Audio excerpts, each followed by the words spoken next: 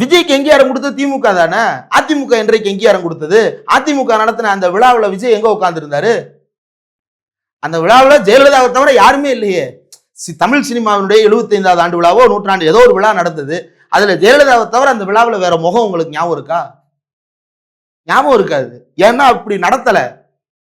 ஆனா பாசத்தலைவனுக்கு பாராட்டு விழாவா இருக்கட்டும், ஜாகிர் சான் வந்ததா இருக்கட்டும், ஸ்டாம்பு வெளியீடா இருக்கட்டும், திமுக எல்லா முக்கியமான நிகழ்வுகளிலும் தமிழ்நாட்டினுடைய ஒரு அங்கீகரிக்கப்பட்ட ஒரு நடிகராக உங்களை அழைத்து சென்று கூப்பிட்டு போனார்கள்.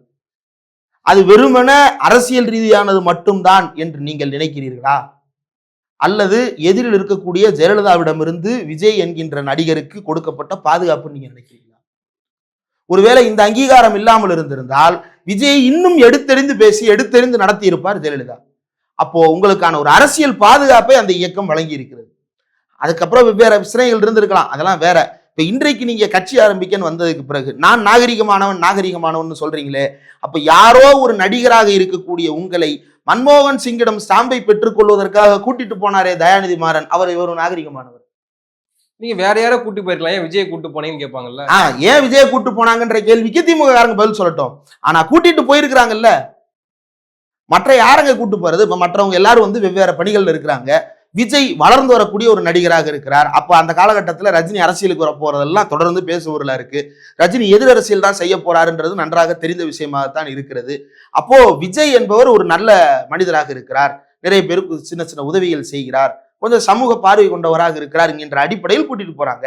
அப்ப அது மட்டுமே போதுமானதா அப்படின்னா இல்ல. ஒரு என்ஜிஓவுக்கு தேவையான தகுதிகள் விஜயிடம் இருக்கிறது, அரசியல் கட்சிக்கு தேவையான தகுதிகள் விஜயிடம் இல்லை அப்படின்றதுதான். இல்ல நீங்க அப்படி தகுதிகள் எப்படி சொல்ல முடியும்? இப்ப நீங்க சொன்னீங்க சமூக பார்வை அவர்கிட்ட இருக்குன்னு.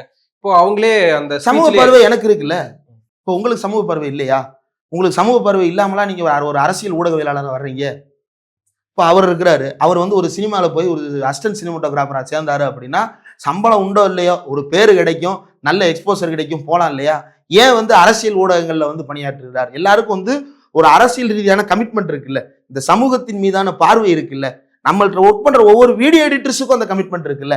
இதே வீடியோ எடிட்டர்ஸ் வந்து எங்கேயோ போய் ஒரு கல்யாண ஆல்பம் எடிட் பண்ணி கொடுத்தாங்க அப்படின்னா வீட்டில் உட்காந்துக்கிட்டு 10,000 ரூபாய் சம்பாதிக்கலாம்ல ஒரு ஆல்பம் எடிட் பண்ணி கொடுத்துட்டு. ஏன் நம்மகிட்ட வந்து வேலை பார்க்குறாங்க? அவங்களுக்கு இந்த சமூகத்தின் மீது இருக்கக்கூடிய பொறுப்புலையும் கடமையிலையும் தானே இதை செய்யறாங்க. இப்ப யாருக்கு சமூக பொறுப்பு இல்லை?